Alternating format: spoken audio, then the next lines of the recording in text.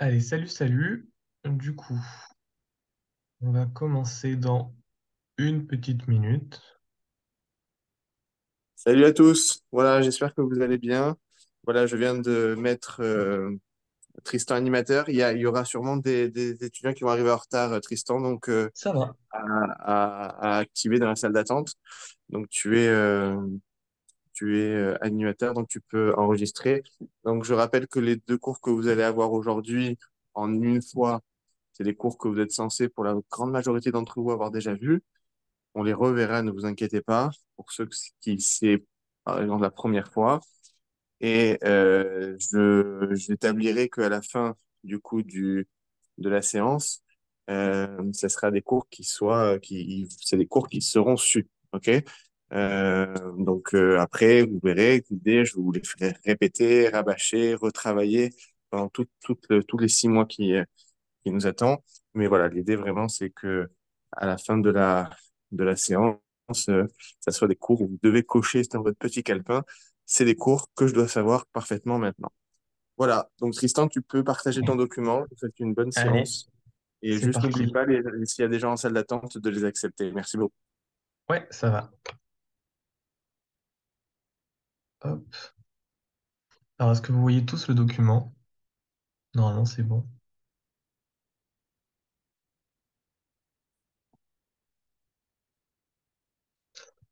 On le voit pas Alors, encore. vous le voyez pas là? Si je fais comme ça.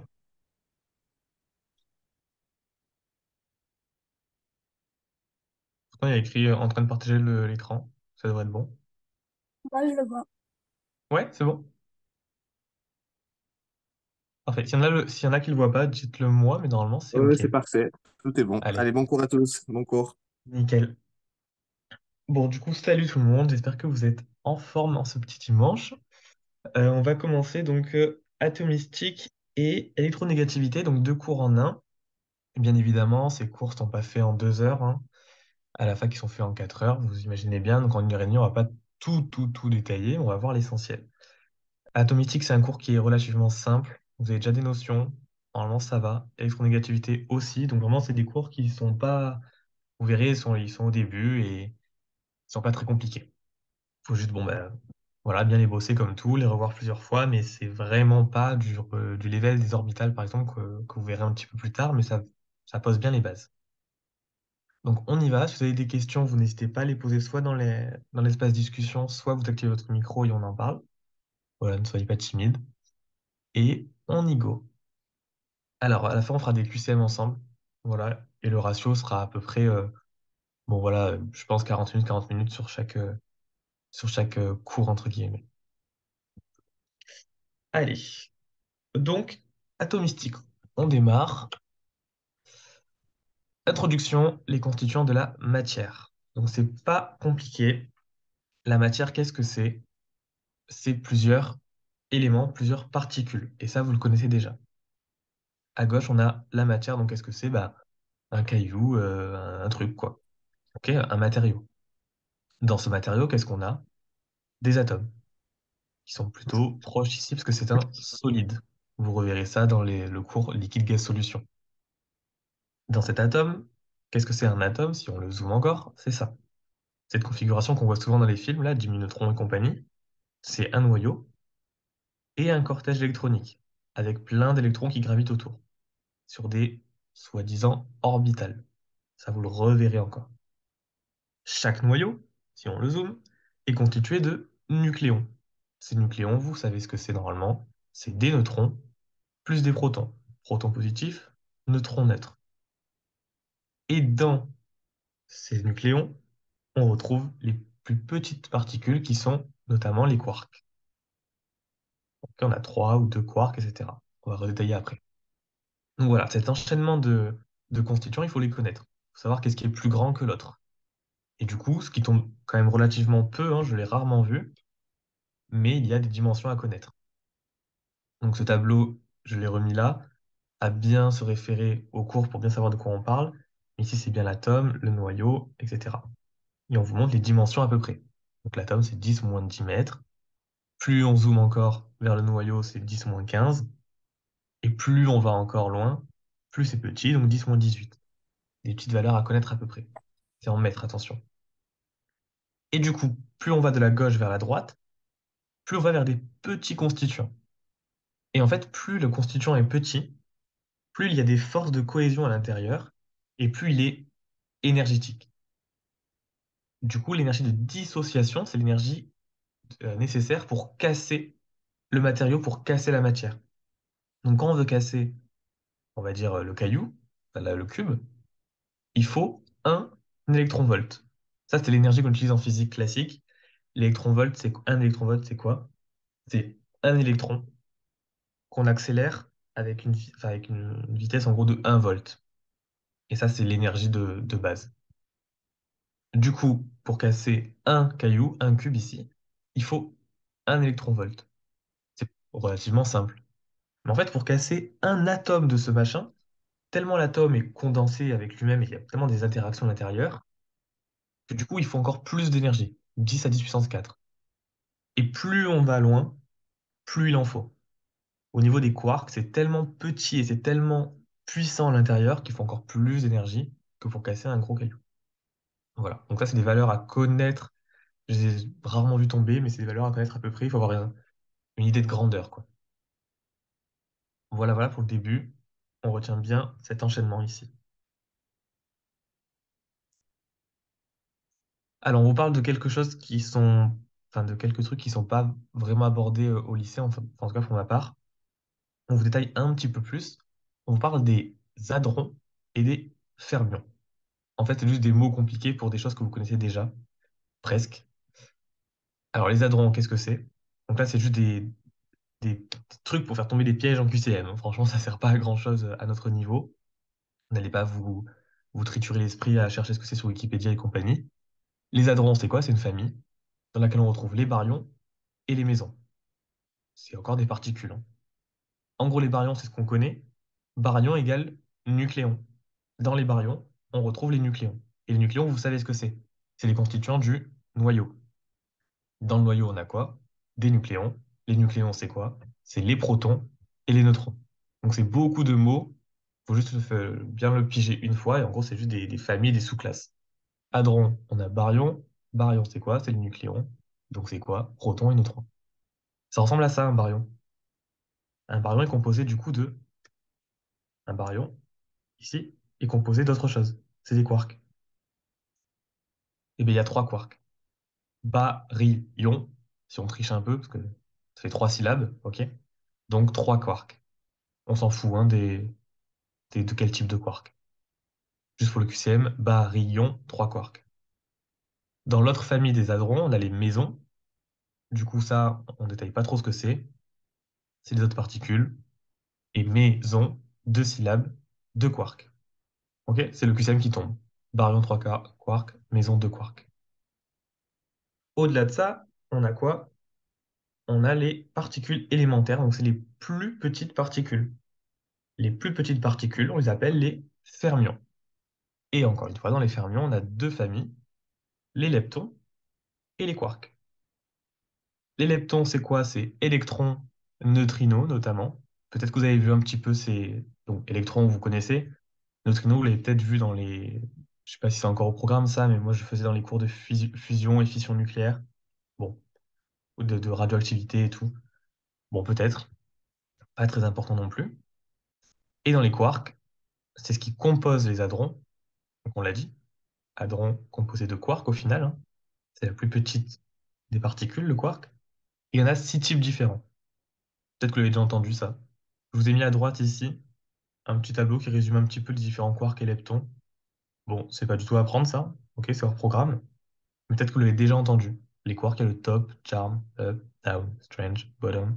Et leptons, que j'ai rarement entendu, mais voilà d'autres appellations des leptons, enfin les différents sous-types de leptons. Ok, donc ces deux diapos là, elles sont un petit peu par cœur, hein, mais c'est vraiment cet enchaînement qu'il faut connaître. La matière, l'atome, le noyau, les nucléons. Dans les nucléons, en fait, c'est les baryons qui font partie des hadrons. Il y a aussi les mésons. Et les plus petites particules, c'est les fermions, dans lesquels on retrouve les leptons et les quarks. Attention, l'électron qui gravite autour, là, c'est bien partie des fermions. C'est une particule qui est extrêmement petite.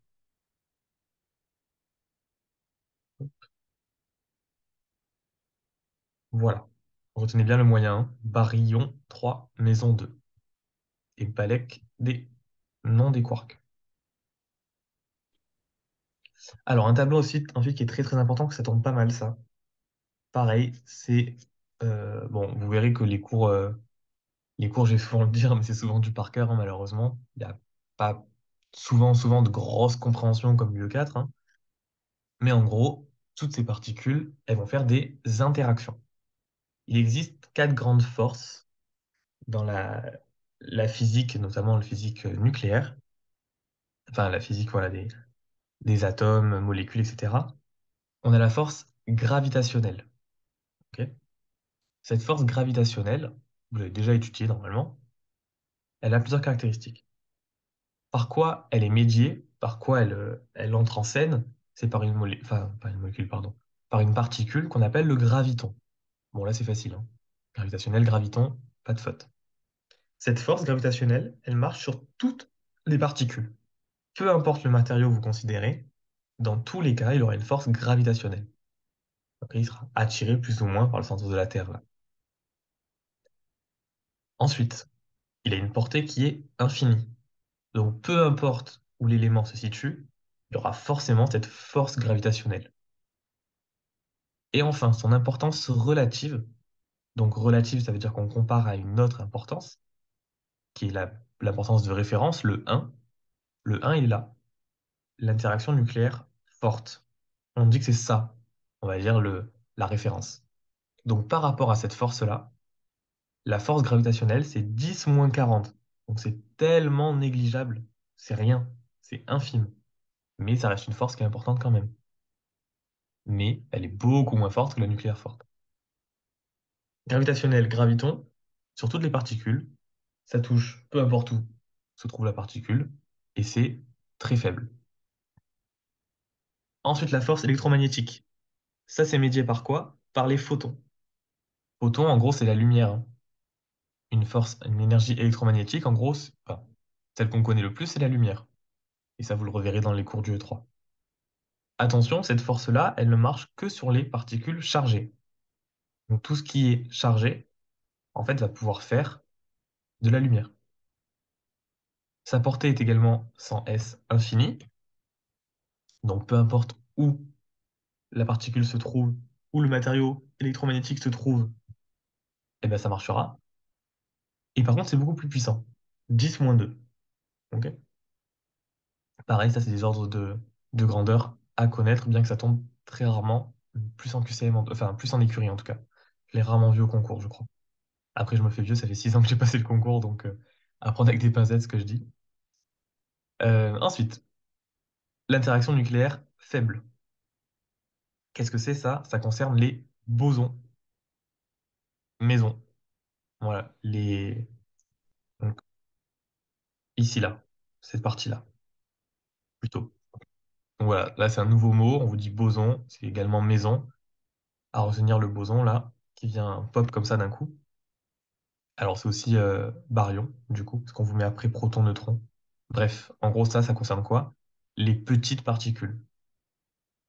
L'interaction nucléaire faible, pardon, donc qui concerne les électrons, les protons, les neutrons. On vous met que ça, mais après on vous met ça, donc c'est un peu chelou.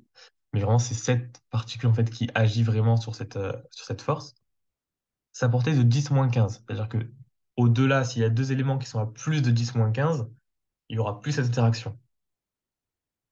Et l'importance relative, 10-5, bon, c'est une interaction qui est forte, mais qui est quand même moins que l'électromagnétique, et qui est moins que la nucléaire forte, évidemment. Cette interaction nucléaire faible, en gros, c'est quoi? Pour le voir simplement, c'est pas très détaillé dans le cours, hein, mais ça permet les échanges d'énergie. Ok. Quand vous avez un matériau, il y a plusieurs protons, neutrons, électrons qui interagissent entre eux, et entre eux, ils font des échanges d'énergie, notamment des échanges d'électrons, des échanges de chaleur, des échanges de tout ce que vous voulez. Tout ça, c'est l'interaction nucléaire faible.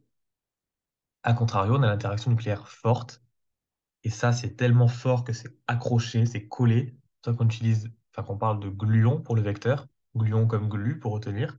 Donc, c'est très fort. Ça concerne les quarks. C'est 10-15 la portée, donc comme la nucléaire faible.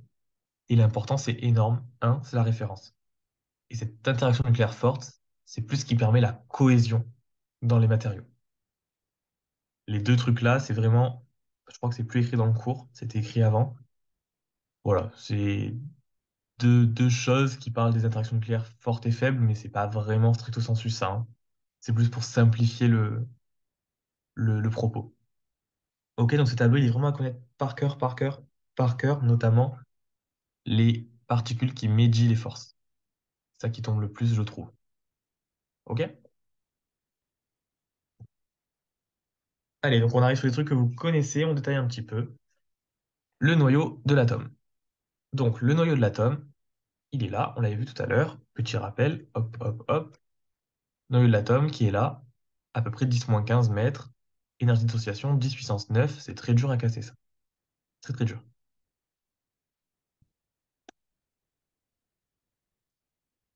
Donc il est composé de quoi?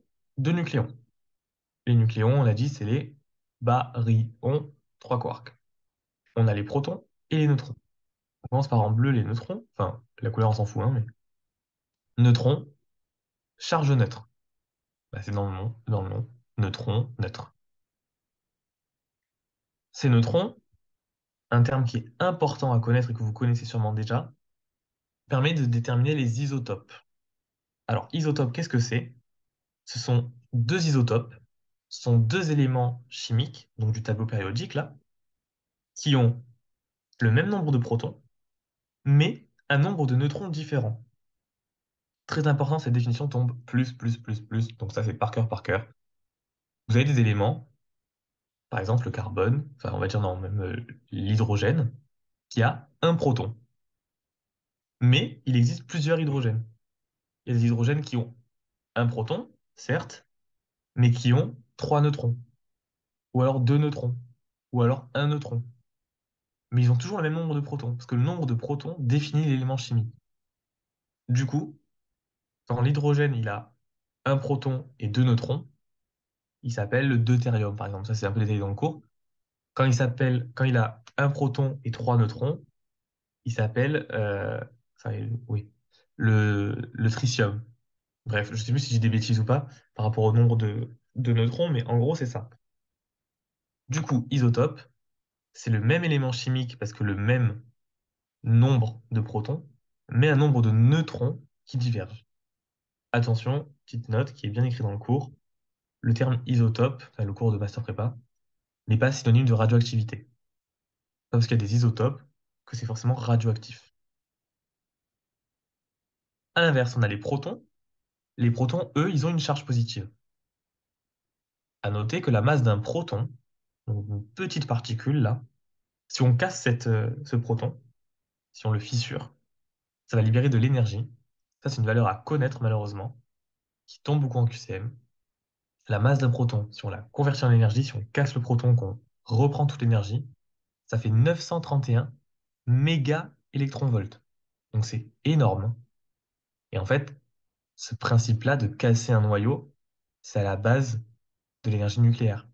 Quand on fait l'énergie nucléaire, là, on fait surtout de la fission nucléaire. On vient casser des atomes pour récupérer l'énergie. Proton, important, ça définit un élément chimique spécifique. Quand vous baladez dans la nature, vous trouvez un élément qui a un proton à 8, et bien c'est un certain élément. Quand vous tombez sur un élément qui a des protons à 47, ben c'est un certain élément. C'est vraiment le nombre de protons qui définit quel truc, sur quelle molécule on est, pardon, sur quel atome on est. Est-ce que c'est de l'oxygène? Est-ce que c'est de l'azote? Est-ce que c'est du carbone? Est-ce que c'est de l'aluminium? Etc. Ça, c'est le nombre de protons qui détermine ça. Et après, comme je l'ai dit, selon les neutrons, ben, on aura différents isotopes. Plusieurs types d'hydrogène, plusieurs types de carbone, plusieurs types de machin. À noter, la masse du neutron est égale à la masse du proton, est égale à ce qu'on appelle l'unité de masse atomique.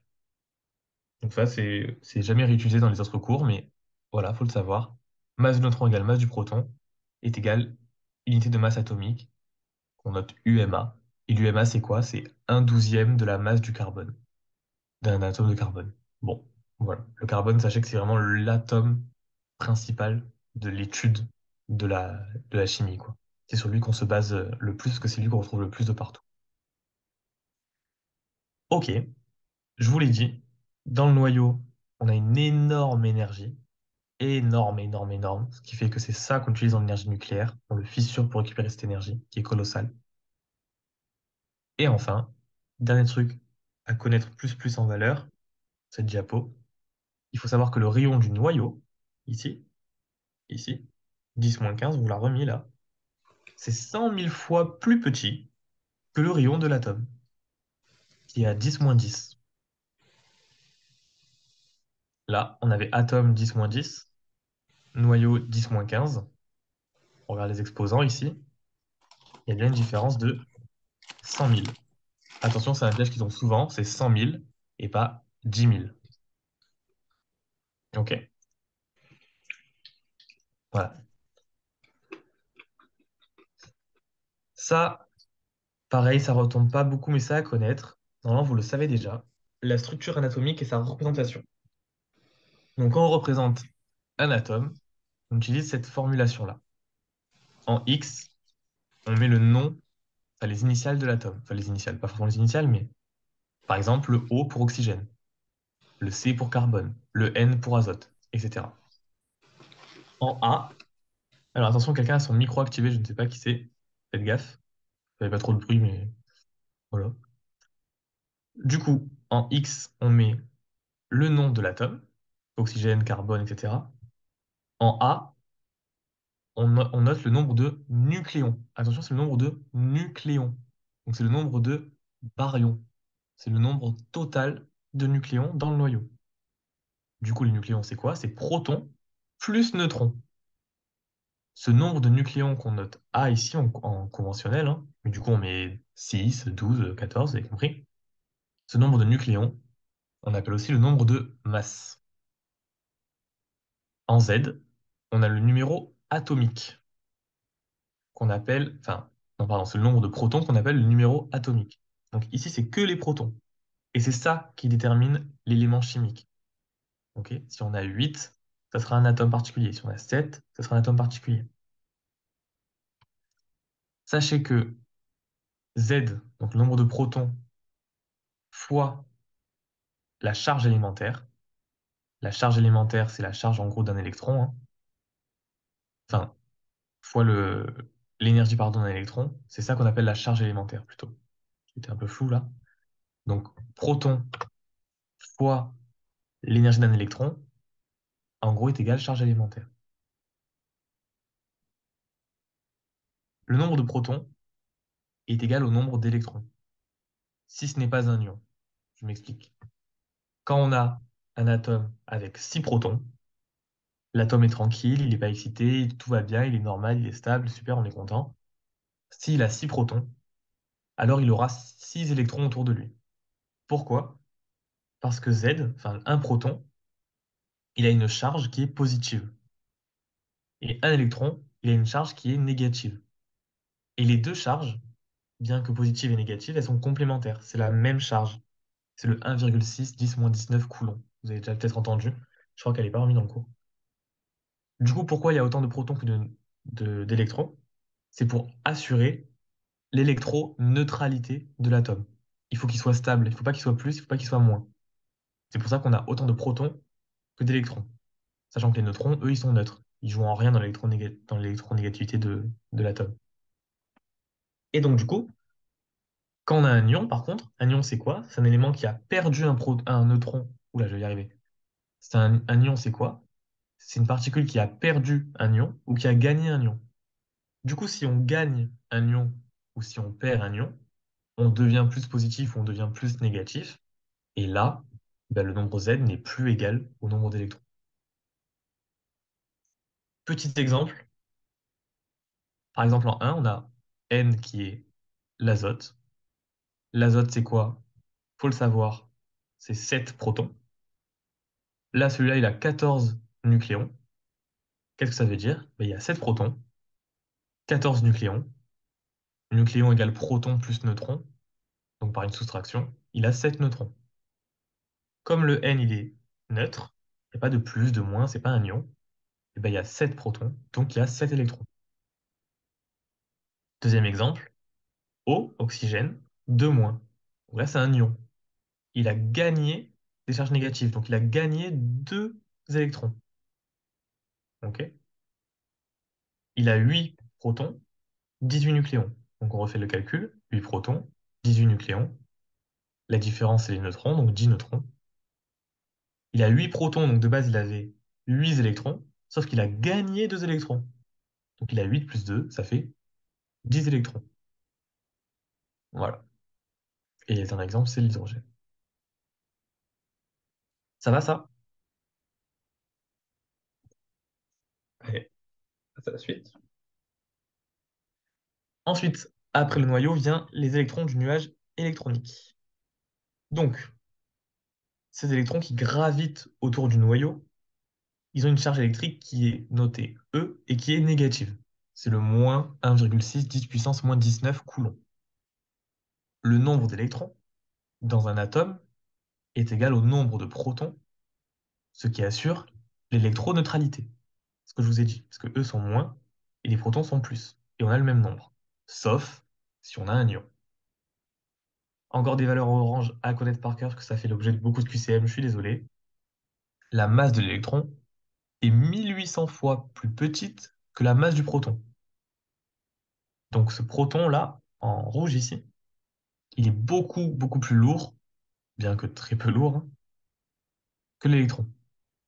C'est pour ça qu'on dit que la masse de l'électron, elle est négligeable. Elle sert pratiquement à rien. Et du coup, si on pose un électron tranquille, on le met au repos, on le casse, là on obtient 0,51 méga électronvolts. Donc c'est énorme, hein. Si on casse un électron, ça fait beaucoup d'énergie, méga électronvolts. Mais 0,51, c'est beaucoup plus petit que 931. Ok? Donc attention, on peut vous inverser les masses et les énergies. Chaque électron occupe un niveau d'énergie précis. Ça, on le reverra un petit peu plus tard et vous le reverrez avec les orbitales. Mais en gros, chaque électron, il est sur des orbitales, vous en reparlerez, et en fait, il peut prendre que certains niveaux d'énergie. Il n'a pas un éventail de choix d'énergie qui est continu, c'est discontinu. On le revoit juste après ce truc. Ils sont maintenus au noyau, les électrons. Pourquoi ils vont pas à Babel-Wed là-bas? Ils sont retenus près du noyau par des forces électrostatiques faibles. Pourquoi faibles? Parce qu'ils peuvent quand même facilement partir pour donner des ions, pour se mettre en partage avec d'autres atomes, pour faire des molécules. Donc c'est assez faible. Et c'est des forces électrostatiques parce que c'est lié bah, aux charges moins, aux charges plus. Ça s'attire. Si c'est pareil, ça se repousse, etc., etc. Donc on y vient sur la structure électronique. Donc là, c'est important. Tout ce que je vais dire là, ça sera beaucoup lié au cours des orbitales qui est beaucoup plus compliqué au début.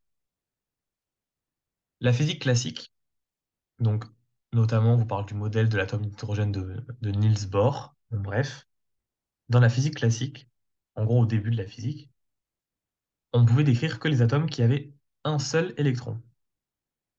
Donc en fait, un atome qui a un seul électron, c'est un atome qui a un seul proton, donc c'est l'hydrogène. La physique classique ne parlait que de l'hydrogène. Dans le modèle de Bohr, on avait ça. On avait le noyau, le cortège électronique, et en fait, on avait un électron. Et on disait, ah bah ok, l'électron, bah, il est là, il est sur ce rond-là, il est sur cette orbitale. Ça, c'était la physique classique. La physique quantique, elle a introduit ce qu'on appelle une description non déterministe de l'atome. Non déterministe, ça veut dire quoi? Ça veut dire qu'en gros, on n'est pas sûr. On ne peut pas savoir à 100% les choses. Qu'est-ce que ça veut dire, avec d'autres termes? C'est qu'on pouvait calculer uniquement la probabilité de présence d'un électron dans une région de l'espace. Et ça, c'est lié au niveau d'énergie. Donc je m'explique. Avant, quand on avait un atome avec un seul électron, vous savez qu'il y en avait trop d'électrons, on ne pouvait pas l'étudier, c'était trop dur. On se disait, ah bah ok, en fait l'atome il est là, là on a le noyau, ben, on va calculer, on peut savoir où est-ce que l'électron il tourne, sur sur quelle figure il est, sur quel rond il est, sur quel orbital il est. Là, on peut le savoir, c'est sûr. La physique quantique, elle a montré l'inverse, enfin le contraire un petit peu. Elle a dit, non, en fait, on ne peut pas savoir où il est. Il y a un espace, il ne tourne pas sur un cercle comme ça. Il y a tout un espace où il peut être. On ne peut pas savoir précisément où il est. On peut supposer qu'il est peut-être là, ou peut-être là, ou peut-être là, ou peut-être là. On ne peut pas savoir à 100%, c'est non déterministe. C'est ça la physique quantique. Et ça, vous le voyez très très bien dans des films, dans des... Enfin, je sais que moi, en physique, on regardait une série, je sais plus comment ça s'appelait, mais ça nous montrait plein de choses sur la physique quantique. C'est vraiment hyper intéressant, bien que extrêmement compliqué. Mais ça retrace pas mal tout ça, donc si vous êtes un peu curieux, il y a plein de reportages hyper cool sur tout ça. Enfin, de séries, de documentaires. Ok, donc physique classique, l'électron, il est sur un truc comme ça, il tourne. Physique quantique, l'électron est quelque part sur une figure, sur une région, sur une orbitale en fait. J'en parle en détail, vous le reverrez dans le cours orbital. Et du coup, de quoi ça dépend cette présence plus ou moins à un endroit? Ça dépend des niveaux d'énergie. Les niveaux d'énergie, ça vous l'avez peut-être fait, ils sont quantifiés. C'est hyper important ce terme. C'est-à-dire que dans un atome, l'atome, il ne prend pas tous les niveaux d'énergie. C'est-à-dire qu'il n'a pas, on va dire, électron-volt, ok? Il n'a pas 1, 1,1, 1,2, 1,3 électron-volt, 1,4, 1,5, 1,6, non. Il a genre 1,3, 7,2, 10,14, 14,8. Voilà, il a plein de niveaux d'énergie. Donc quand on détaille ça, ça c'est un diagramme de niveau d'énergie à connaître. Tout en bas, vous avez le niveau E1, qui est l'énergie fondamentale. Donc là, je vous ai mis des chiffres, c'est pas à connaître ici, hein. Donc l'énergie fondamentale, ici, c'est moins 5,14. À moins 5,14, on est dans l'énergie fondamentale, le niveau fondamental. L'atome, il est stable, entre guillemets. Ensuite, on a ici E2, E3, E4, E5, des niveaux excités. Plus on monte, plus l'atome, il s'excite. C'est pas détaillé dans le cours, on met en E infini qu'on note souvent. On a l'énergie qui est zéro, et c'est l'état d'ionisation. Mais ça, vous en fichez. D'accord? Retenez pas ce truc, c'est plus écrit dans le cours. Qu'est-ce qui se passe? Vous le reverrez dans un cours qui est l'E3. Là, on parle d'un atome en entier. Mais qu'est-ce qui va monter sur le niveau d'énergie ou descendre sur le niveau d'énergie? Ce sont les électrons en vert. Et c'est pour ça que ces électrons prennent des niveaux d'énergie précis. Ils peuvent monter ou descendre selon des niveaux d'énergie précis. Et donc, un électron qui est sur la couche ici, donc en fait dans une orbitale, stable, avec la moins d'énergie, il va s'exciter, il va monter. En montant, pour monter, il faut qu'il change d'énergie, et en fait, il faut qu'on lui apporte une énergie précise qui est égale à la différence entre les deux niveaux. Parce que les énergies sont quantifiées, on est sur des niveaux d'énergie. Donc si on lui apporte précisément la bonne énergie, il peut s'exciter et monter ici. Ou alors monter ici si on lui apporte la bonne énergie, ou là, peu importe, hein. Cette énergie qu'on lui apporte, c'est de la lumière, en gros, et c'est H nu. Cette énergie égale H nu. H nu, c'est quoi? C'est la constante de Planck, que j'ai pas remis dans la diapo, mais qui est à connaître, c'est 6,34, je sais plus combien là. Un truc comme ça. 10 moins 34, enfin bref, je sais plus. C'est à connaître, mais ça tombe pas trop. Constante de Planck, peut-être que vous la connaissez déjà, fois nu. Nu, c'est la fréquence de la lumière. E égale H nu, je vous l'ai remis ici. E égale H nu. Et ça, je ne le détaille pas, mais H nu est égal constante de Planck fois c, célérité, vitesse de la lumière, sur lambda, longueur d'onde. EP moins EN, c'est juste de de l'écriture algébrique. Ça veut dire que l'énergie, passer de là à là, bah, c'est d'un niveau, enfin, c'est égal à EP, donc par exemple le niveau d'en haut, moins EN, le niveau d'en bas. D'accord? Ça, c'est nul, ça. Ça, c'est la relation de Max Planck, avec la constante de Planck ici. Donc je reviens là. Pour que l'électron s'excite, on lui envoie une énergie précise qui est égale à H nu. Et en lui envoyant ça, du coup, on obtient un spectre d'absorption. Je ne détaille pas parce que vous le reverrez dans un cours du E3. Mais en gros, en faisant ça, L'électron qui de base avait une lumière à lui, on lui envoie une énergie, et du coup on obtient ça comme lumière. Plein de couleurs, avec quelques couleurs qui ont été absorbées par l'électron pour qu'il s'excite. A contrario, quand l'électron est excité et qu'il veut se désexciter, il est plein d'énergie, et du coup il va recracher de l'énergie précise qui correspond à la différence là pour revenir à un état, soit moins excité, soit stable, hein. Et quand il se désexcite, cette fois il émet de la lumière. Il émet une énergie H nu, et du coup on obtient un spectre d'émission. Donc on a un spectre tout noir et quelques bandes de couleurs qui correspondent à l'énergie qu'il a émise. Et en fait, pour une même transaction, enfin pour une même transition électronique, c'est pas très clair sur le schéma ici, mais si on a un électron qui va de E1 à E2 et après qui va de E2 à E1, bon, on aura deux spectres qui en fait sont complémentaires. L'électron va absorber l'énergie qu'il va émettre ensuite. Ok? Très important cette diapo-là. Et vous le reverrez de toute façon en UE3. Tout ça pour dire que les niveaux sont bien quantifiés. Allez, ça, on arrive sur la partie qui sera vraiment bien détaillée dans les orbitales, mais qui est très importante pour avoir les bases ici. Je vous ai mis quelques détails en plus qui sont dans le cours d'orbital, du coup. On va parler des niveaux d'énergie d'un atome polyélectronique. Donc, quand on a plusieurs électrons. Phrase hyper importante. L'état d'un électron dans un atome est décrit par quatre nombres quantiques qu'on appelle N, c'est L et pas 1, ML, MS. À connaître plus plus plus. Donc, quand on prend un électron dans un atome, il a quatre nombres quantiques qui le décrivent, en gros. À partir de là, je vous ai mis des schémas qui sont, pour moi, une façon de représenter les choses, mais qui ne sont pas stricto sensu forcément ça. Les orbitales, c'est quelque chose de très, très, très abstrait. Donc ce cours est vraiment en complément avec l'autre qui suivra bientôt. Mais les orbitales, c'est vraiment quelque chose de dur à appréhender. Quand vous tapez orbital sur Internet, vous tombez sur plein de vidéos de 4 heures qui chacun n'est pas trop d'accord. Voilà, les choses sont assez floues. La physique quantique, la physique nucléaire, tout ça, c'est des choses qui sont dures à appréhender. Donc c'est très schématique. À vous de vous faire votre propre idée, mais tant que vous comprenez, c'est l'essentiel. Donc là, je vous propose une façon de comprendre. J'espère que ça vous aidera. Le nombre quantique principal, c'est n. Qu'est-ce qui détermine, lui? Il détermine une couche électronique. Donc en fait, ce n, il va vous montrer où l'électron se trouve, dans quelle région de l'atome il se trouve. Quand je vous dis région, en fait, ça fera écho aux orbitales.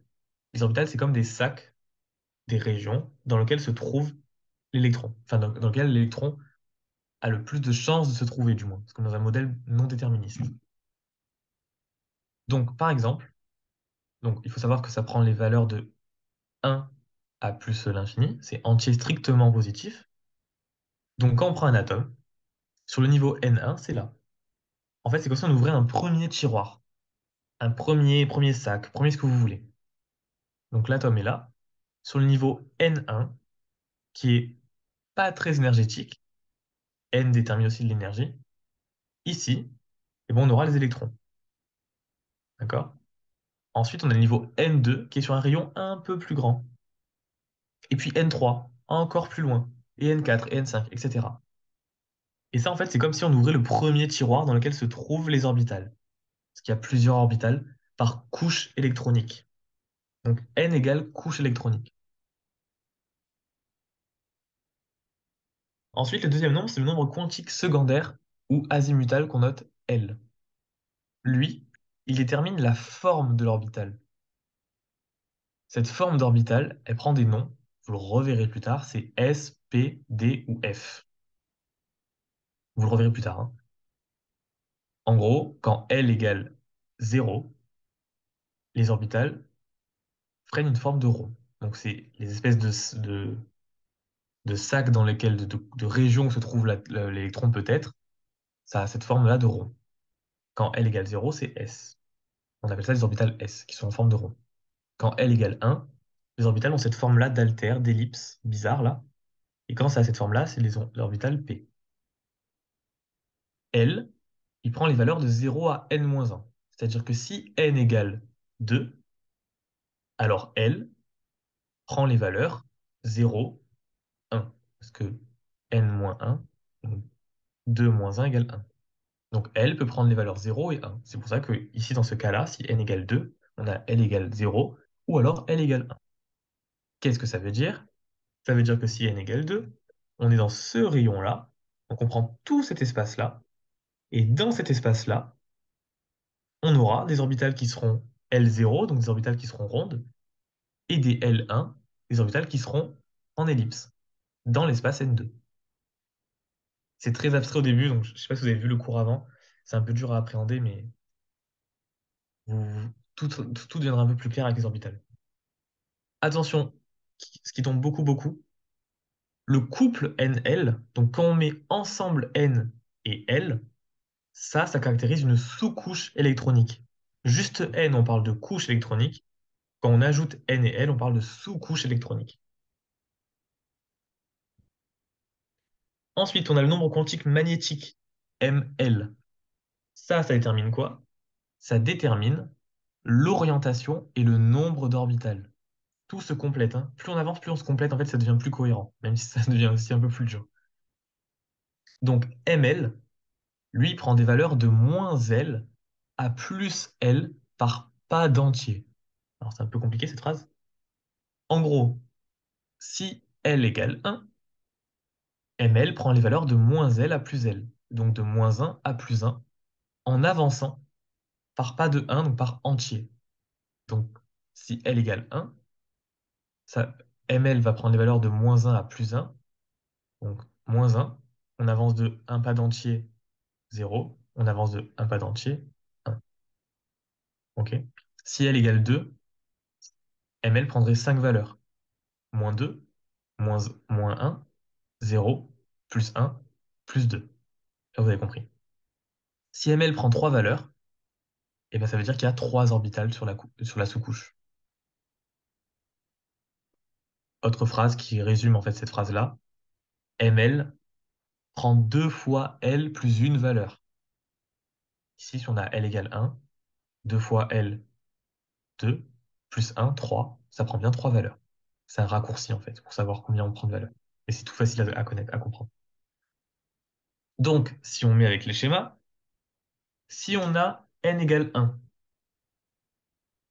du coup, si on est sur les L égale 0, ok, donc N égale 1, on est sur ce rayon-là. On est sur les L égale 0, on est sur les orbitales S, donc on a une orbitale S qui est ici. Et bien quand L égale 0, ML il prend 0 valeur. Ok. Du coup, en gros, on n'a pas vraiment de, on n'a pas vraiment de plusieurs orbitales. Là, on a un seul truc.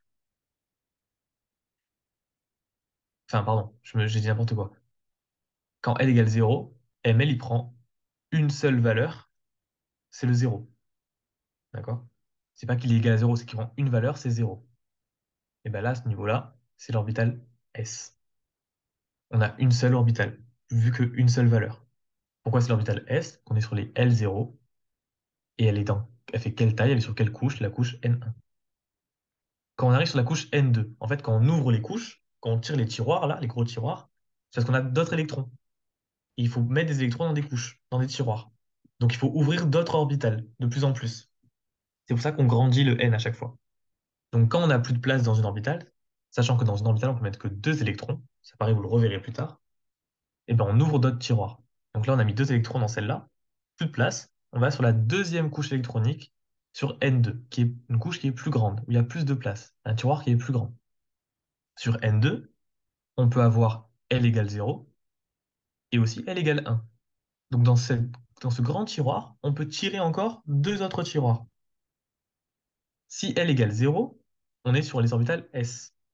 ML égale aussi 0, quand il prend qu'une valeur, donc on a une seule orbitale S sur la couche 2. Par contre, à ce niveau-là, on a l'apparition de L1, qui correspond aux orbitales P, qui sont des ellipses, des haltères chelous là. Et quand L égale 1, ML prend 3 valeurs. Et du coup, là, 3 valeurs égale 3 orbitales.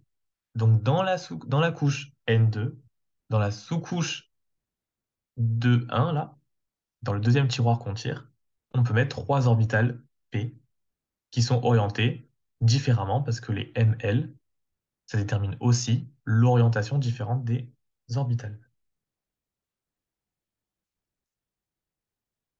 Un peu compliqué, mais j'espère que ça va. Tout ça là, ça paraît indigeste au début, les M, les N et tout, mais en fait, c'est juste, il n'y a pas de calcul ou quoi. C'est juste que c'est un truc à apprendre par cœur, et après, c'est toujours pareil.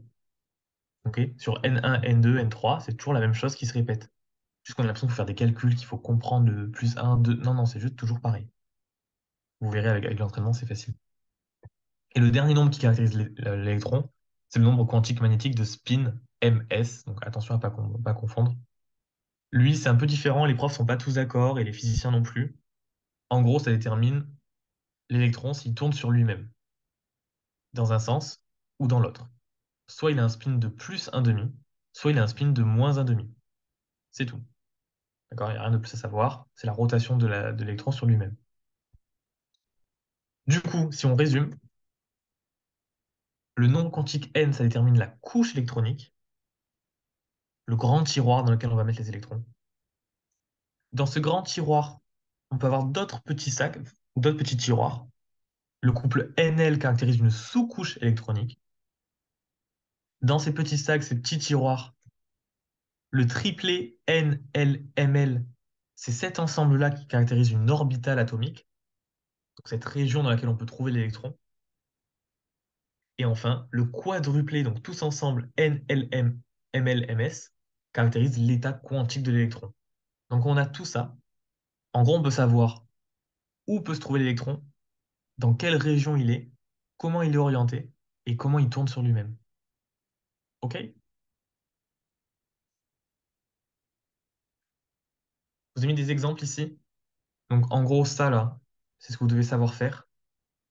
C'est toujours pareil. D'accord? Une fois que vous avez appris ça par cœur, bah, c'est bon. En gros, sur la couche N1, bah, L peut être égale que à 0. Donc on n'a que des orbitales S. ML prend une seule valeur, donc une seule orbitale. Sur la couche N1, en gros, on a quoi? Une orbitale qui s'appelle la 1, sur la couche 1, S. Donc c'est un petit carré. Un carré égale une orbitale. Sur la couche N2, hop, on obtient ça. Sur la couche N3, hop, on obtient ça. Ici, je vous ai mis des exemples avec les atomes. Donc on en fait trois ensemble. Ça, vous le reverrez dans l'orbital, donc je passe pas trop mon temps dessus, hein, mais ici, le H, il a un proton, donc un électron. Donc il faut ranger un électron dans une orbitale, dans une région, là, dans une couche, dans un tiroir, comme vous voulez, dans un sac, comme vous voulez. Donc on ouvre la première couche, la N1, hop, une case. Sur la couche N1, par la magie des lettres, là, des nombres, on sait qu'il y a une seule case, qui est une orbitale dite S. Donc orbitale 1s, et on met un seul électron, donc un en exposant. Vers le haut, parce que on met tout le temps vers le haut pour commencer. Et un électron vers le haut, c'est un spin de plus un demi. Vers le bas, c'est moins un demi. Si on prend l'hélium, il y a deux protons, donc deux électrons. On ouvre la première couche, N1, première orbitale, la S. On peut mettre deux électrons dans une orbitale. Donc on en met un vers le haut et un vers le bas. On verra pourquoi un vers le haut, un vers le bas. Du coup, deux électrons. Quand on passe sur l'oxygène, il y a 8 protons, donc 8 électrons. On ouvre la première couche, N1. On peut mettre deux électrons dedans, donc un S exposant 2. Et là, il n'y a plus de place. Il faut encore ouvrir d'autres cases, d'autres orbitales. Donc on passe sur la couche N2, dans laquelle on retrouve encore les mêmes orbitales. La première qui est la S, mais la 2S, vu qu'on est sur la couche 2, dans laquelle on peut mettre deux électrons. Il en manque encore 4 d'électrons. Donc on va regarder les orbitales d'après, qui sont les 2p. Hop, N2, L1, on peut ouvrir les orbitales 2p. Et là, on va pouvoir mettre le reste des électrons, on aura 2p4. Bref, vous reverrez tout ça avec les orbitales bien comme il faut. Là, je vous ai mis une façon de vous représenter les choses, mais c'est un peu schématique. À la fin, là, je vous ai mis d'autres exemples pour peut-être mieux comprendre, c'est comme vous voulez, les nombres quantiques, là. Quelques règles à connaître. La règle de Pauli. Une orbitale contient un maximum deux électrons de spin opposés. Voilà, c'est la règle de Pauli. C'est comme ça. Les électrons sont polis entre eux. Ils font pas tout pareil. Du coup, dans une orbitale, dans une case, s'il y a deux électrons maximum, il y en a un vers le haut, plus un demi, et un vers le bas, moins un demi. C'est la règle. La règle de Kleschowski, je passe, vous le reverrez avec les orbitales, parce qu'il y a une petite inversion qui est compliquée là. Règle de Kleschowski, juste retenez le début. Il faut savoir que l'énergie va monter avec la somme NL. D'accord? Donc la somme de la sous-couche électronique, le non quantique principal plus le non quantique secondaire, c'est ça qui détermine l'énergie en gros. Plus c'est augmenté, plus vous avez d'énergie. Et on remplit du coup les orbitales par ordre croissant d'énergie. La règle de Hund, qu'est-ce que c'est? Pour qu'un atome soit stable, il faut que dans ces sous-couches là, donc là on est sur l'orbital par exemple P, parce qu'il y a trois cases, orbital P, pour que ça soit stable, il faut qu'il y ait un nombre quantique magnétique total maximal. Un nombre quantique magnétique de spin maximal. Donc en gros, si on a deux électrons à ranger dans les orbitales P, pour que ce soit le plus stable possible, il faut qu'il y ait le plus de spin. Donc, on va pas mettre les électrons appareillés comme ça. On va d'abord les ranger un à un, en les mettant vers le haut, pour qu'il y ait le plus de spin possible. Parce que là, ça ferait plus un demi, plus un demi. Alors là, ça ferait plus un demi, moins un demi. Ça ferait zéro ici. OK? Donc en gros, cette règle qui paraît un peu compliquée, elle vous dit juste que quand vous avez des orbitales qui sont ensemble, comme ça, des cases collées, et ben avant de mettre des doublés, de les appareiller ensemble, les électrons, d'abord il faut mettre un électron dans chaque case vers le haut. Si vous n'en avez que deux, ben, vous n'en mettez que deux. Si vous en avez trois, ben, vous mettez un dans chaque case. Quand vous arrivez à quatre, ben là vous commencez à les mettre ensemble. OK? Et enfin, propriété la dernière, ici, tous les électrons sont appareillés, donc le nombre quantique de spin il est égal à zéro, parce que un vers le haut, un vers le bas, ça fait zéro. Un vers le haut, un vers le bas, ça fait zéro, etc. Donc quand tout est appareillé, l'atome est dit diamagnétique. Quand il y a un électron qui n'est pas appareillé, par exemple s'il y en a trois, donc ça fait un demi plus un demi plus un demi, ça fait trois demi, et bien là, du coup, l'atome, il est dit paramagnétique. Ça, vous le reverrez aussi dans les orbitales, mais c'est des définitions de propriétés. Allez, je passe vite sur ça. La classification périodique des éléments. Donc ça, vous l'avez dans le tableau. Ok. Les éléments chimiques sont classés en ordre croissant de leur numéro atomique, donc en nombre de protons. Plus on va de la gauche vers le bas, là, plus il y a des protons. Un, 2, 3, 4, etc. Cette structure traduit le remplissage progressif des sous-couches électroniques. En fait, plus on va vers la droite et on descend, plus on rajoute des électrons, du coup. Donc plus on remplit les cases, plus on remplit les orbitales. Et enfin, à noter que chaque nouvelle période ligne correspond au remplissage d'une nouvelle couche électronique, caractérisée par le nombre quantique principal n.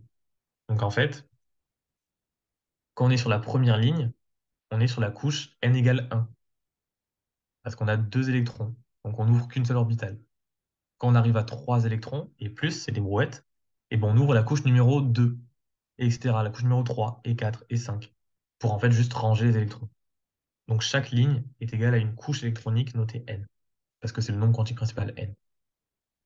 Les éléments d'une même colonne, par contre, eux, qu'est-ce qu'ils ont en commun? Ils ont une même structure de valence, c'est-à-dire qu'ils ont le même nombre d'électrons, enfin, oui, ils ont le même nombre d'électrons sur leur couche la plus externe, celle qui participe aux échanges. Ça, vous le reverrez avec orbital également. Et ils ont les mêmes propriétés chimiques. Enfin, ils ont des propriétés chimiques qui sont voisines. C'est ça qu'on parle de famille. La première colonne, ça, c'est à connaître par contre, plus plus. La première colonne, c'est la famille des alcalins, sauf l'hydrogène qui est un peu particulier. La famille des alcalins, eh ben, ils ont tous des propriétés chimiques qui sont voisines. La colonne 2 s'appelle les alcalino-terreux, soit. La colonne 17, c'est les halogènes, qui ont pareil des propriétés proches. Et la colonne 18, c'est les gaz nobles, qui ont des propriétés propres. Donc c'est les quatre colonnes à connaître par cœur. Enfin, pas les atomes, hein, juste le nom de la famille. Là, un autre exemple pour vous montrer comment on range les électrons, ok, en fonction du nombre de protons et d'électrons de l'atome. Je vous renvoie à ce site-là, qui expliquait pas mal la chose, qui était très bien fait. Vous avez le lien. Et on peut passer à la suite. Ouais, j'ai passé plus de temps sur atomistique, personnellement, parce que je trouve que c'est plus important, vu que ça introduit les orbitales. Électronégativité, liaison, c'est pas hyper dur. Donc, les liaisons. Ça, c'est dans votre cours de master prépa. Tout système physique ou chimique naturel a une inclination à se diriger spontanément vers un état d'énergie minimum. C'est la force motrice de l'univers. Pour que les choses soient stables, ben, du coup, il faut qu'il y ait le moins d'énergie possible dans la matière. C'est pour ça que peu importe ce que vous étudiez, ça va tendre vers la stabilité. Ça va essayer de se stabiliser tout seul. Par conséquent, pour aller vers un état d'énergie minimum, il faut faire des liaisons. D'accord? Pour que ce soit stable, il faut que les choses se mettent potes entre elles là et qu'elles ne bougent plus trop. Et du coup, la formation de liaison conduit à terme à une réduction de l'énergie totale du système. Quand vous faites des liaisons, en fait, votre énergie du système va diminuer. Ça prend de l'énergie de faire des liaisons, ça je suis d'accord, mais une fois qu'elle est faite, en gros, vous avez diminué l'énergie pour que ça soit plus stable. Ça serait con de dire que faire des liaisons, ça rend la chose moins stable. La liaison entre deux atomes, c'est quoi? C'est les interactions entre les électrons et les interactions entre les électrons et le noyau d'un autre atome. Du coup, qu'est-ce qui est primordial? C'est les électrons. C'est l'électron qui est le liant de la matière. C'est grâce aux électrons qu'on fait des liaisons. Parce que les électrons agissent avec les autres électrons d'un autre atome et les électrons agissent avec le noyau atomique d'un autre atome. Trois types de liaisons. Les liaisons ioniques, covalentes, métalliques. Une réaction chimique biologique, c'est quoi? Soit on casse la chose, et du coup on fait d'autres liaisons derrière, soit on fait des échanges d'électrons. On met deux atomes à côté, et hop, ils vont partager leurs électrons. Tout ça, ça va conduire à baisser l'énergie pour arriver vers la stabilité. Premier cas de figure, soit un atome va perdre un électron. Il va du coup donner son électron. C'est représenté comme ça, un atome qui donne son électron, donc plus E, et qui du coup, en donnant son électron, perd une charge négative, donc entre guillemets gagne une charge positive, ça devient un cation. C'est un ion plus. Cation égale ion plus.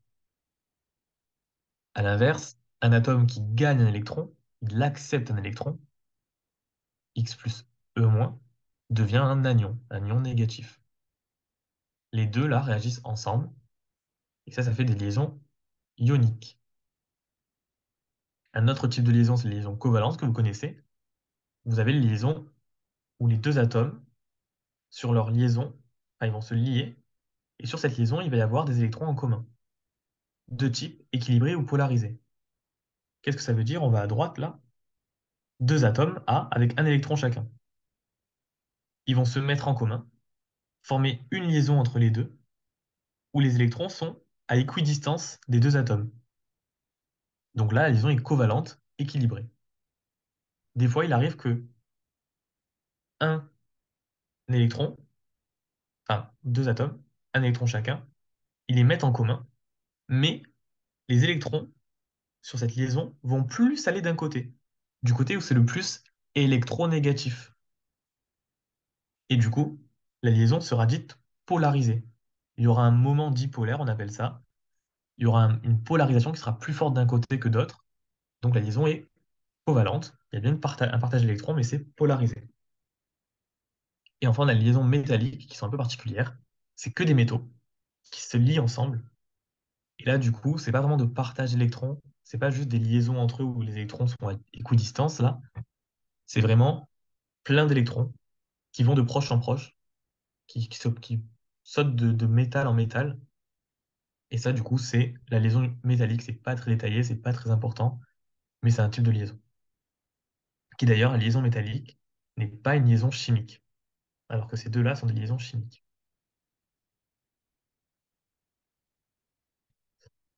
À retenir, pour faire des liaisons, les électrons s'associent par paire ou doublé. Les électrons qui sont célibataires conduisent à des radicaux libres qui sont instables et très actifs, enfin très réactifs. Deuxième règle, les électrons sont organisés en couches et sous-couches, donc c'est les orbitales, hein, et ces couches doivent être saturées pour une stabilité énergétique maximum. Donc là, je vous ai remis un tableau euh, qui montre la répartition des blocs, les orbitales. En gros, qu'on est ici sur les deux premières colonnes, on remplit du coup le bloc S, donc les orbitales S, avec deux électrons. Ça, c'est le bloc P, ça, c'est le bloc D. Bref, ça, c'est des détails du cours que vous reverrez. Mais en gros, les deux règles que je montre ici, la règle de l'octet, pour qu'il y ait une stabilité énergétique maximale, qu'est-ce que c'est?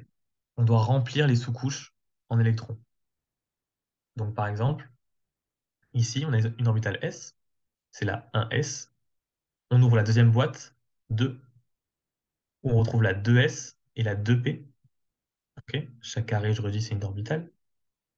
Pour que ça soit stable, il faut que la dernière sous-couche, donc une sous-couche, c'est quoi? C'est NL. Donc, par exemple, NL, ça serait ici, là. On parlerait des 2S et de 2P. Il faut que ça soit saturé. Il faut qu'il y ait plus de place pour les électrons. Et là, c'est stable. Du coup, ici, il n'y a plus de place. Tout est appareillé.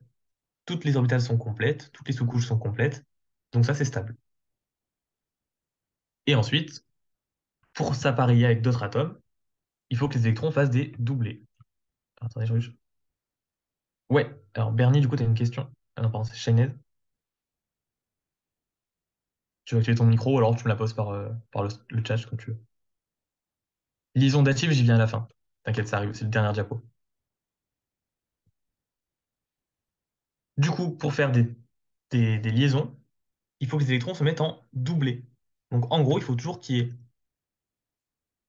un électron qui se marie avec un autre électron. Donc pour qu'il y ait des liaisons, il faut qu'il y ait toujours d'un côté un atome qui a une case où il y a un électron, et d'un autre côté un atome où il y a une case qui a un électron. Et comme ça, les deux cases vont pouvoir se mettre ensemble et faire une liaison. Ok? Petite diapo mémotechnique, un conseil, pour plusieurs cours, c'est utile de connaître un peu les atomes et leur nombre de protons notamment. Ça vous aidera. C'est pas obligatoire, mais ça aide, je trouve. Donc il y a plein de phrases qui existent pour connaître un peu l'enchaînement des atomes. Bon, il y en a plein sur Internet, vous pouvez trouver tout seul, j'en ai mis quelques-unes. Attention juste avec l'argent ici, qui en fait correspond à l'argon. C'est un petit piège, mais bon.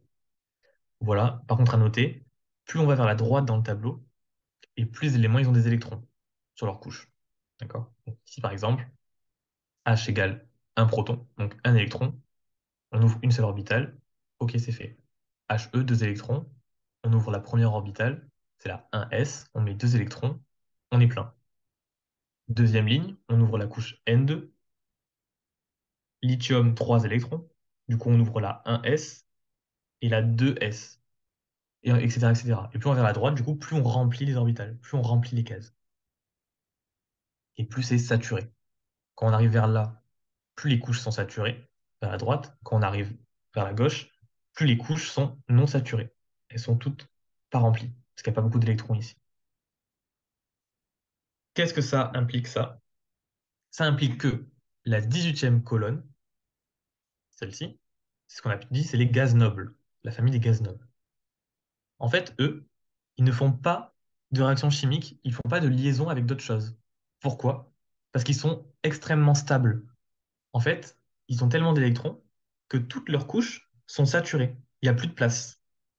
Si on prend l'hélium, il a deux électrons.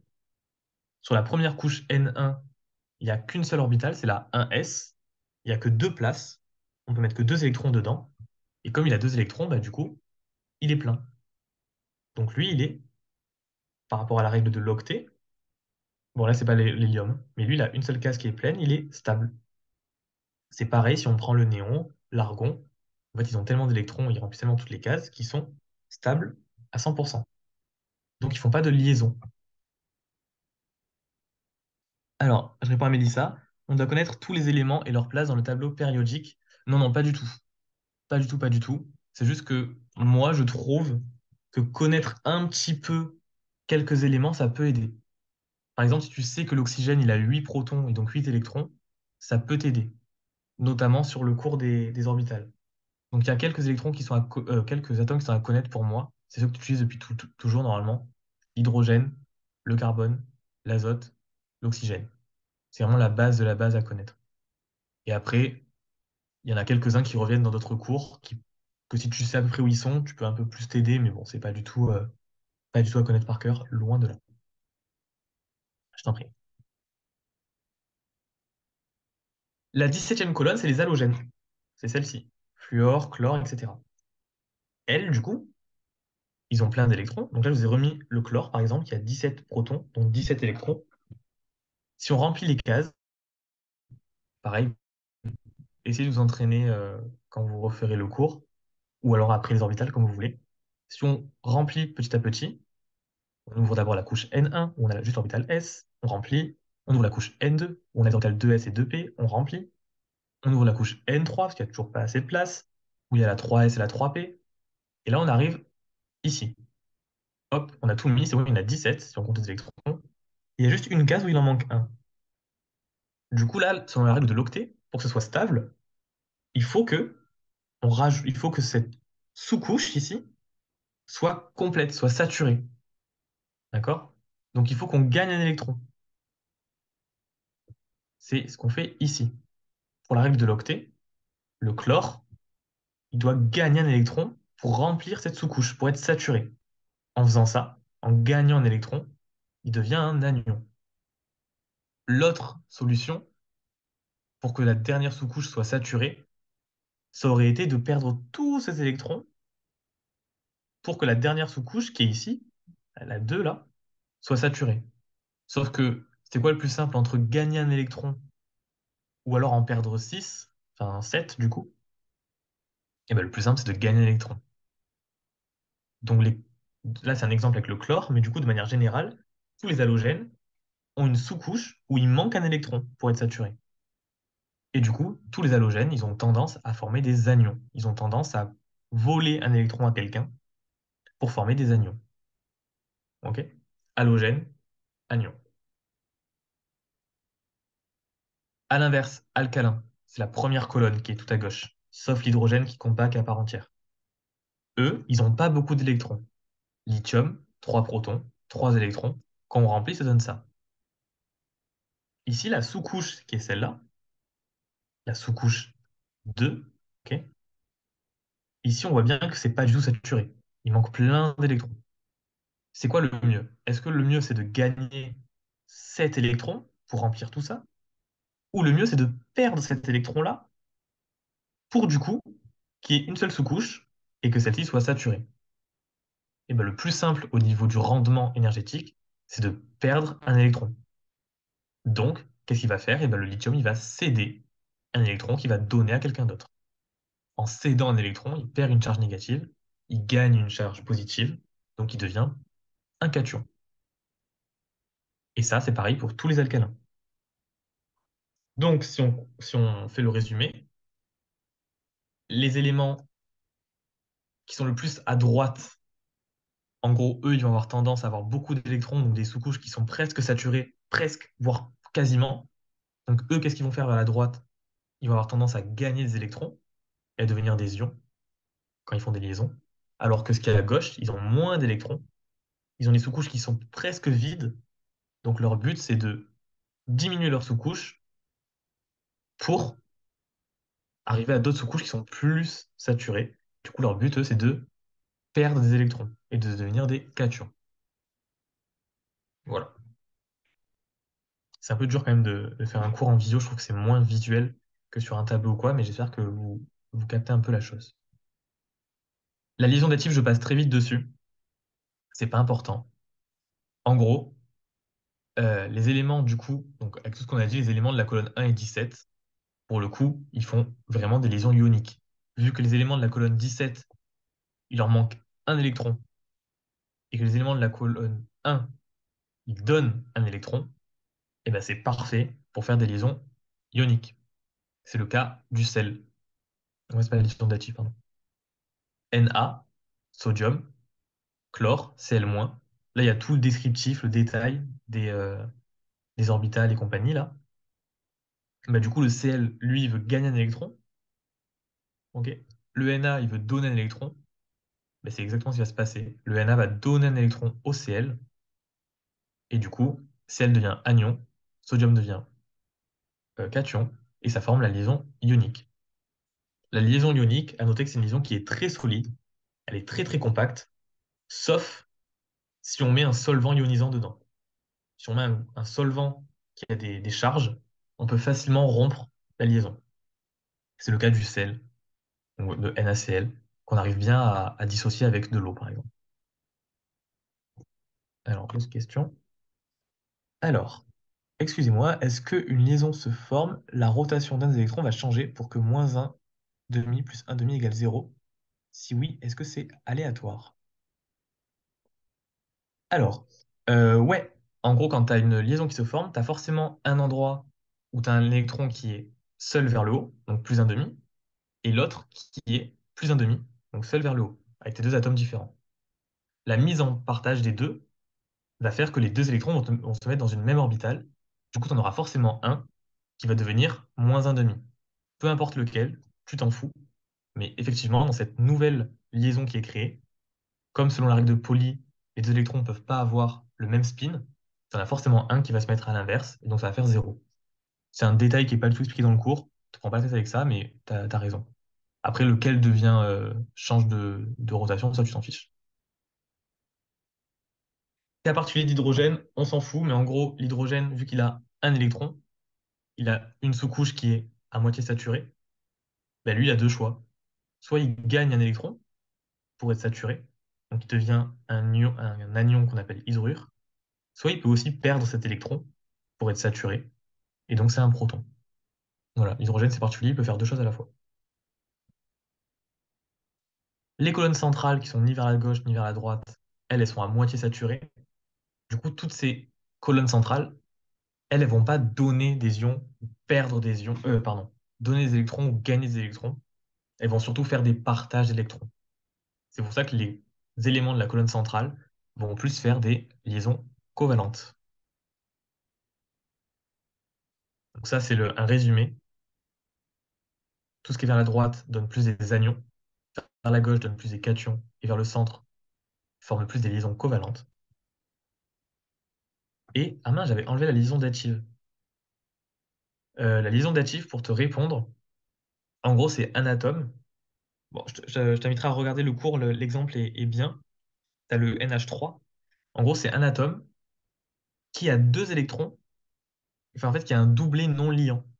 Vous verrez souvent quand on représente les atomes, on met une barre dessus, quand ils ont un doublet non liant. C'est-à-dire ils ont deux électrons qui sont ensemble et qui font pas de liaison. C'est le doublet non liant. Et à l'inverse, à côté d'eux, tu as des atomes qui sont tout seuls et qui n'ont pas justement d'électrons. Donc ils ne peuvent pas mettre de mise en commun. Ils ne peuvent pas partager. C'est le cas du proton H+. H+, il a aucun électron, lui. Il a juste une charge positive. Bah, du coup, le... Donc, dans le cas du cours, c'est NH3. Le N, qui est un doublet non liant, qui a deux électrons qui sont tout seuls et qui font pas de liaison, et ben, pour être gentil, il va faire une liaison dative. Il va donner ce doublet non liant. Du coup, c'est comme s'il donnait ces deux électrons dans la liaison en commun à l'hydrogène, vu que l'hydrogène n'a aucun électron à mettre en commun. Et donc, ça fait une liaison normale, mais les deux électrons viennent bien du N. Voilà, désolé, je ne sais pas si je t'ai répondu, j'ai oublié de remettre la diapositive. Mais en gros, voilà, liaison dative, c'est quand tu as un atome qui a trop d'électrons tout seul qui ne servent à rien, notamment deux dans un doublet non liant, et un autre atome qui n'a pas d'électrons à donner, à partager. Et ben, du coup, tu as un atome qui va donner les deux dans la liaison. Je n'ai pas compris ce que c'était le spin. Le spin, tu as deux profs qui se disent des choses différentes. Retiens euh, là ce que je te dis aujourd'hui sur ce cours-là. Le prof, il dit que le spin, c'est quoi? C'est la rotation que fait l'électron. L'électron, il tourne sur lui-même. Mais soit il tourne dans un sens, c'est plus un demi, soit il tourne dans un autre sens, c'est moins un demi. Les valeurs, tu t'en fiches, c'est juste qu'il faut les connaître. Dans un sens, c'est plus un demi, dans un sens, c'est moins un demi. Mais qu'est-ce que c'est le spin?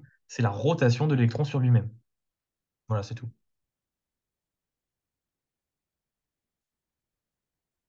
Et allez, on finit avec l'électronégativité. Il reste pas grand-chose. Ah, la liaison d'actifs est à la fin, pardon. Pourquoi je redis la liaison d'actifs du coup maintenant? Oh mince. Hop, hop, hop, hop, hop, hop, hop, hop, hop, hop, hop, hop, hop, hop. Voilà, elle est là. Je me réexplique. H+, il n'a pas d'électrons. Il a un déficit électronique. Donc il ne peut pas mettre en commun et faire un partage d'électrons, faire une liaison covalente.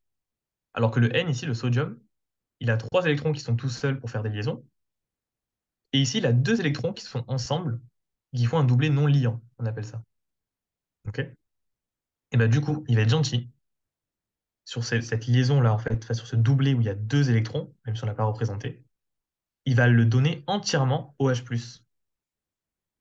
C'est la liaison qui est rouge. La liaison rouge, en fait, là, correspond au doublet non liant, où il y a deux électrons. Et du coup, il donne littéralement les deux électrons dans le partage, et après, bah, les électrons vont aller plus vers le H ou plus vers le N. Mais ces deux électrons viennent bien du même atome. Donc c'est la liaison dative. Voilà, c'est un petit cas particulier, il n'y a rien de plus à comprendre. Et allez, on finit sur l'électronégativité. Qu'est-ce que c'est l'électronégativité? C'est ça, vous l'avez peut-être un peu vu. Ici, on a H2O, c'est de l'eau. Et bien, les H sont électropositifs. Comme ils n'ont pas d'électrons, ils sont plus positifs. Alors que le O, qui a 8 protons, donc 8 électrons, il est plus négatif. Dans ce cas de figure-là, on le note avec delta, ça on s'en fout, c'est pas été dans le cours. Mais comme il y a deux delta plus ici, bah, le O il récupère l'inverse, donc il a deux delta moins. Bref, on s'en fout littéralement. Qu'est-ce que ça montre? Juste que le O est plus négatif en gros que les H. Ici, qu'est-ce que ça vous montre? Que le C est plus positif que le F. L'échelle de l'électronégativité, c'est l'échelle de Pauling. C'est lui qui a trouvé ça, qui a déterminé ça. Du coup, ça vous montre qu'il y a des atomes qui sont plus électronégatifs parce qu'ils attirent plus ces électrons, ou alors parce qu'ils ont attiré plus ces électrons. Et il y a les atomes qui sont plus électropositifs, qui sont moins électronégatifs parce qu'ils attirent moins les électrons. Ils ont tendance plus à repousser les électrons. Deux valeurs à connaître par cœur. Le minimum de l'électronégativité, parce que chaque atome est quand même un minimum électronégatif, c'est le francium. Et c'est 0,7. C'est pas 0, c'est 0,7. C'est un gros piège qui tombe souvent. Et l'atome le plus électronégatif, c'est le fluor, avec 4 d'électronégativité. Il n'y a pas d'unité. Ici, ça vous montre quoi? Si on met HF, de l'acide fluorhydrique, le F est plus électronégatif, le H l'est beaucoup moins. Et bien pourquoi il y a un gros vert là? En fait, c'est parce que le cortège électronique est plus gros. En fait, le F attire plus les électrons de la liaison. C'est pour ça qu'il est plus électronégatif. Ok. Et donc cette asymétrie d'électronégativité va faire que dans un atome, dans une molécule, il y a des endroits qui seront plus négatifs et des endroits qui seront plus positifs. Et ça, à quoi ça va vous servir? À la chimie organique. Parce que ce qui est positif réagit avec le négatif. Ce qui est négatif réagit avec le positif. Et quand vous savez à peu près qu'est-ce qui est électropositif, qu'est-ce qui est électronégatif, vous savez qu'est-ce qui peut réagir avec quoi. Enfin, qu'est-ce qui aura tendance à réagir avec quoi. Donc, ça, les questions sur l'électronégativité dans le concours ne sont vraiment pas très très dures. Il y a beaucoup de choses qui reviennent toujours par cœur, pas toujours pareil. Le tableau est là, le tableau périodique. L'électronégativité, on vous dit qu'elle augmente du bas vers le haut et de la gauche vers la droite. Si on fait le rationnel, enfin si on compare par rapport à tout à l'heure, en bas à gauche, on a le francium, donc c'est le plus bas, 0,7. Et en bas à droite, on a le fluor, c'est le plus haut, 4. À noter que eux ne comptent pas, les gaz nobles. Pourquoi? Parce que eux, on a dit qu'ils ne participaient pas aux liaisons. En fait, comme ils ont des sous-couches qui sont toutes saturées, eux, ils sont tout seuls, ils sont indépendants. Ok. Ces deux lignes-là, c'est un peu compliqué, mais en gros, elles sont mal placées. Elles devraient être au milieu dans le tableau. Sur tous les tableaux, vous verrez que c'est montré comme ça, par souci d'ergonomie du tableau. Mais en gros, elle devrait être un peu au milieu. Bon, bref, ça, on s'en fout. Mais du coup, c'est pas lui le plus bas, c'est bien le francium. Ok. Et le plus haut, c'est le fluor. Là, il y a des petits détails que je vous inviterai à lire, vous, de votre côté. qui explique pourquoi eux sont plus électronégatifs, enfin eux, plus électronégatifs que eux, moins électronégatifs. Ensuite, sur ce tableau, du coup, bon là, il est un peu dégueulasse, mais ça montrait bien. On parle d'une droite d'iso-électronégativité, c'est la droite en rouge, avec un qui. L'électronégativité, on la note qui. Ok, il n'y a pas d'unité. Un qui égale 2. Cette droite-là, elle sépare en deux le tableau. Tout ce qui est au-dessus a une électronégativité supérieure à 2, et c'est ce qu'on appelle des non-métaux. Et tout ce qui est en dessous de cette droite, qui inférieur à 2, c'est des métaux, sauf l'hydrogène, qui lui, il compte pas. Ok. Tout ce qui est autour de la droite, c'est ce qu'on appelle des semi-métaux. Donc au-dessus non-métaux, en dessous métaux, autour semi-métaux. Tout ce qui est au-dessus de la droite ici, c'est plus électronégatif. Tout ce qui est en dessous de la droite, c'est moins électronégatif. À noter que tout ce qui est métaux, comme ils sont moins électronégatifs, en fait, eux, ils veulent pas d'électrons. Donc, ils sont uniquement donneurs d'électrons. Ils vont juste donner des électrons. Et en fait, ça se rapproche de ce qu'on a dit tout à l'heure, que les éléments de la gauche du tableau. Hop, pardon. Ah, je trouve plus mon tableau. Entier là. Voilà, les éléments de la gauche du tableau, comme ils sont moins pleins en électrons, ben, ils vont avoir tendance à donner leurs électrons, selon la règle de l'octet, exactement comme les alcalins dans cet exemple-là. Donc, tout ça, c'est des métaux qui vont donner leurs électrons plutôt, et qui sont uniquement donneurs, les métaux. Donc, droite d'iso-électronégativité, on retient qui égale 2. Ce qui est au-dessus, c'est non-métaux. Ce qui est en dessous, c'est métaux.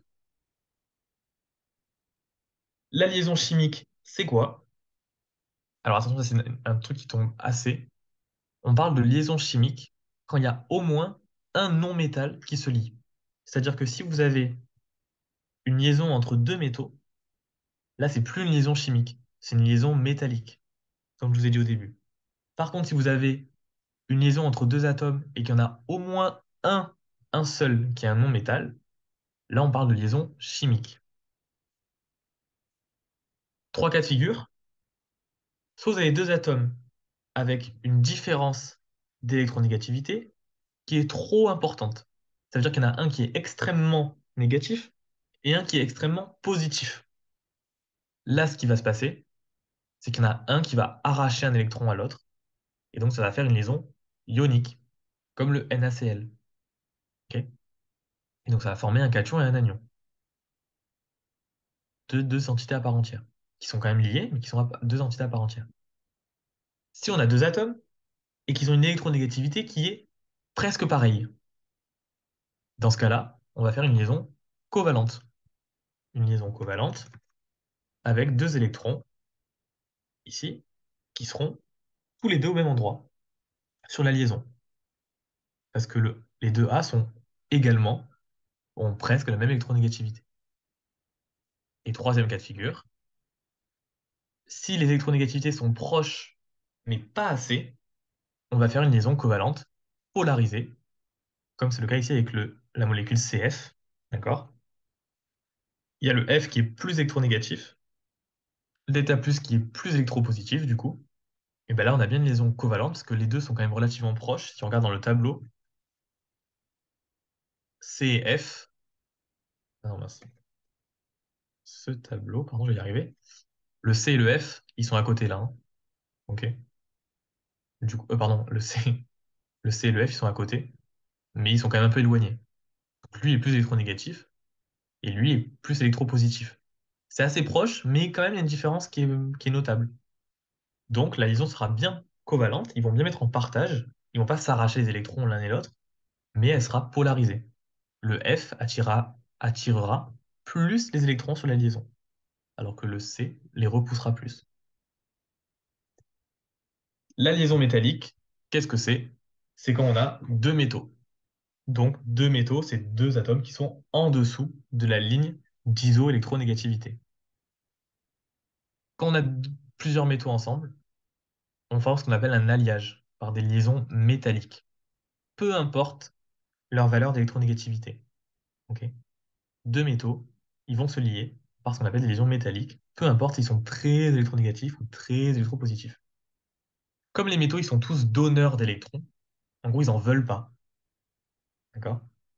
Donc en fait, quand on a un métal avec plusieurs métaux, quand on a un alliage avec plusieurs métaux, eh bien, ils sont tous positifs et ils veulent donner, ils veulent se débarrasser des électrons. Donc qu'est-ce qui se passe au niveau microscopique? Ben, en fait, chaque atome va larguer son électron ailleurs, et ailleurs, et ailleurs, et ailleurs, et tous vont faire ça. Du coup, vous voyez, tous ces électrons-là, en fait, ils bougent de partout, parce qu'ils sont à chaque fois donnés, ils veulent pas être gardés. Donc on parle de délocalisation des électrons. Mais il n'y a aucune mise en commun. Il n'y a aucun endroit où il y a une liaison avec deux électrons qui sont posés comme ça, tranquillou. Tous, ils bougent de partout. Ce mouvement fait qu'il y a quand même une liaison, hein, qu'on appelle métallique, mais c'est pas une mise en commun, un partage des électrons. D'accord? Et c'est notamment ce mouvement, cette délocalisation des électrons, qui fait que dans les métaux, on a ce qu'on appelle de la conductivité thermique. Le fait que les électrons bougent comme ça de partout, ça conduit du courant électrique et thermique et ça chauffe le métal. Ok? C'est typiquement ce qu'on fait, enfin, qu'on retrouve quand quand on branche le chargeur là. Ça, enfin, c'est dans le chargeur, il y a un alliage qui fait que ça chauffe comme ça par la conductivité thermique. Voilà. Et je reviens sur la lésion dative, ça j'en ai parlé tout à l'heure. C'est un cas particulier de mise en commun. Ok? Voilà. Donc désolé, c'est un peu dur de condenser deux cours en un. Donc ça va peut-être un peu vite. Normalement, c'est 2 heures un cours, là c'est 1h30 et en plus c'est deux cours. Donc en 1h30, faire 4 heures, c'est un peu ric-rac. J'espère que ça a été. Est-ce que vous avez des questions? À noter que pour vous, là actuellement, si jamais vous êtes chaud patate, ce qui est le mieux à bosser, c'est vraiment cette partie-là, hein. Enfin, la première partie atomistique, d'accord? Et notamment tout ça là. À vous de faire l'effort d'essayer de comprendre, d'essayer de décortiquer un peu ça. Comme ça, moi, le cours orbital sera un peu moins flou. Parce que la première fois qu'on voit orbital, on est un peu largué. Donc voilà, je vous invite pas forcément à regarder des vidéos et des trucs sur les orbitales et compagnie, parce que limite, ça va plus vous embrouiller qu'autre chose. Parce que chacun a des façons différentes de le dire, ça de l'expliquer. Ça peut aider, mais selon les vidéos, ça peut desservir. Donc à vous de regarder un peu, de voir si ça vous aide ou pas. Mais vraiment, il faut essayer de vous faire votre propre représentation de la chose pour mieux comprendre. Il n'y a pas de solution miracle, hein. C'est à vous de voir, soit c'est du par cœur, ça marche très bien, soit vous essayez un peu de capter, de vous faire des images visuelles. Enfin, voilà. Au début, ça paraît indigeste. Une fois qu'on a compris, c'est hyper simple et toujours pareil en fait. Est-ce que tu pourrais encore expliquer la lésion dative? Oui. Alors juste, on l'a pas fait ensemble parce que je pensais que, enfin, je trouve que ça serait un peu trop brut de faire un QCM direct. Dan nous a envoyé des QCM que j'ai fait il y a longtemps, où ça reprend un peu les deux cours là. Vous avez bien mon bon numéro en haut, d'accord? Il y a la correction à la fin qui est un peu détaillée. S'il y a des fautes, vous me le dites, c'est possible vu que ça date.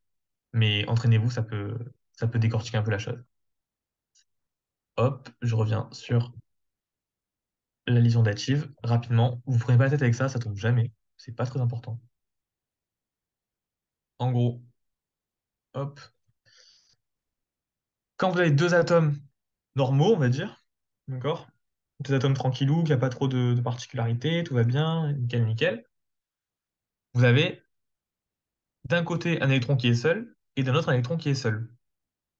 Et du coup, vous allez faire des liaisons, enfin une liaison, dans laquelle les deux électrons sont sur la liaison et ils sont mis en commun.